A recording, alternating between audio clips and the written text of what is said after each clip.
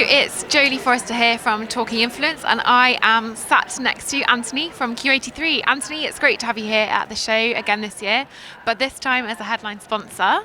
Thank you very much for joining us. So you founded Q-83 around a year ago. Could you just give us a brief summary of what you do? Absolutely. Yeah, so we're at Q-83. We're there to champion the influencer ultimately, and to professionalize the space.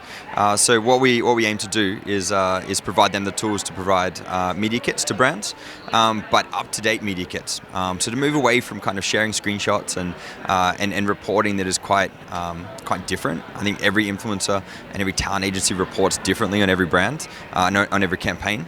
So we provide the tools to kind of standardize that from the sell side, so from the talent and from the influencer side.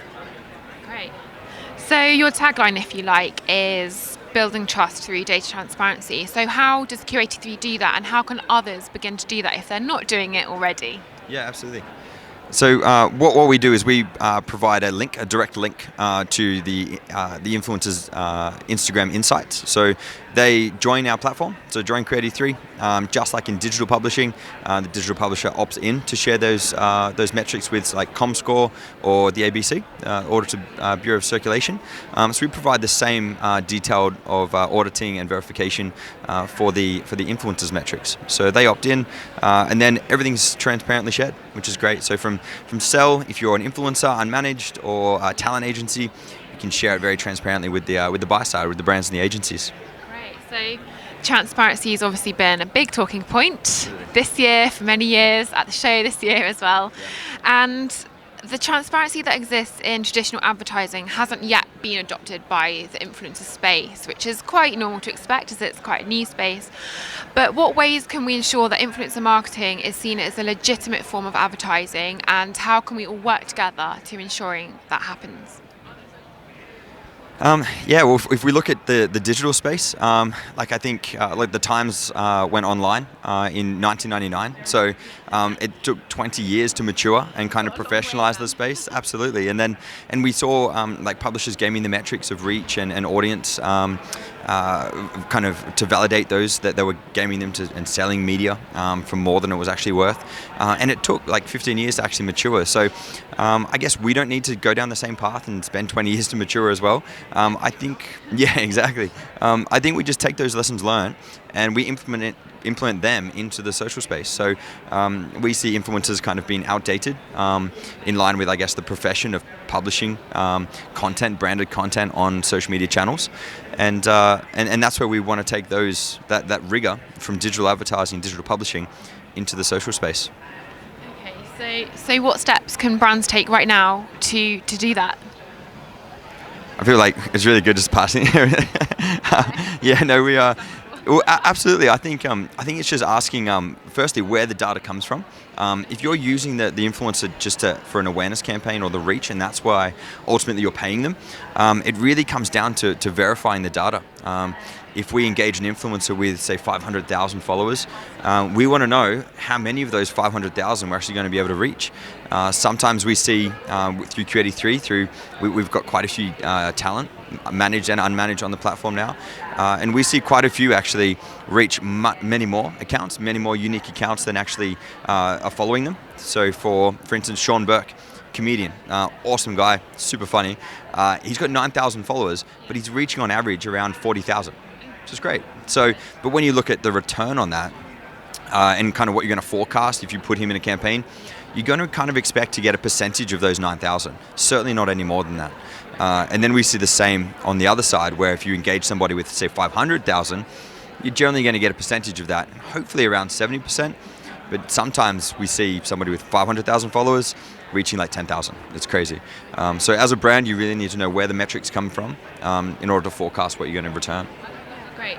And so as an influencer then, what could I be doing, or they be doing rather, to also help professionalize the space? So this is, I think this is where we're a little bit different. So we see the influencer space through kind of three categories. The first being the content creator. And that's where brands really engage with these guys, and that's to create content. Generally, they have a really niche kind of skill to create the content, whether it's amateur kind of user-generated content at scale, or if it's professional content.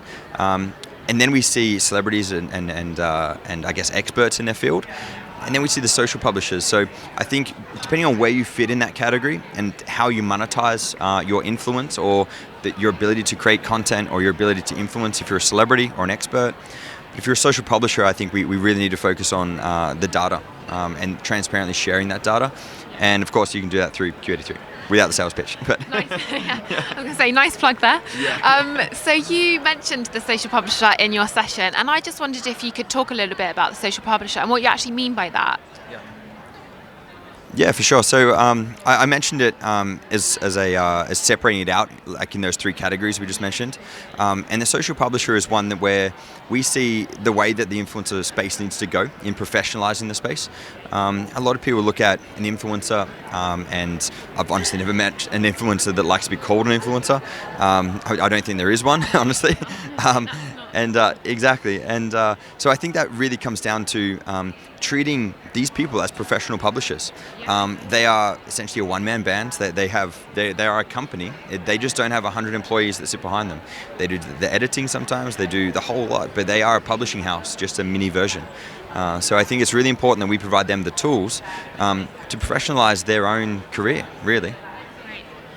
And I guess then that will help earn the trust of the CMOs who are in charge of the budgets as well, and just move the space forward a little bit more. So what three things can brands or influencers be doing right now to get that data?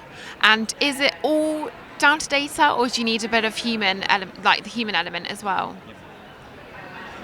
No, it's definitely not all down to data. I think it's really important that brands engage with the influencers for that individual, but it comes down to kind of fitting them into those three categories as well. So if it's just the content, it doesn't really matter because your audience as a brand or your market isn't going to see who created the content. They're just going to see the content and the talent inside the content.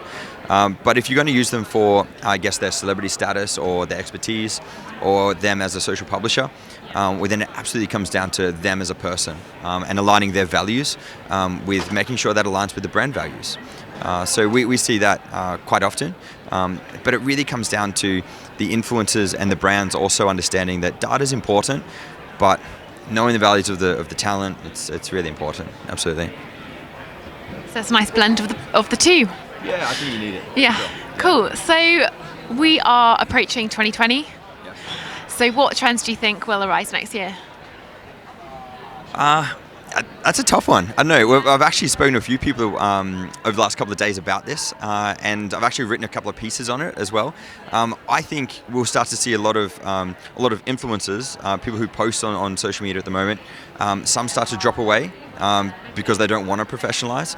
If we look at how the industry's been, I guess, trading at the moment, it's all been based on vanity metrics, which we all know about. But I think it's really important that the professional influencers really do step up and professionalize their own space to secure it. At the end of the day, if the space doesn't professionalize, if the media kits aren't shared and aren't validated, well, then it's absolutely going to start to be, those guys will start to drop off. I think we start to see that a lot of people that were trading on those follower metrics aren't now, and they may start to drop off because they've been getting away with it for a long time.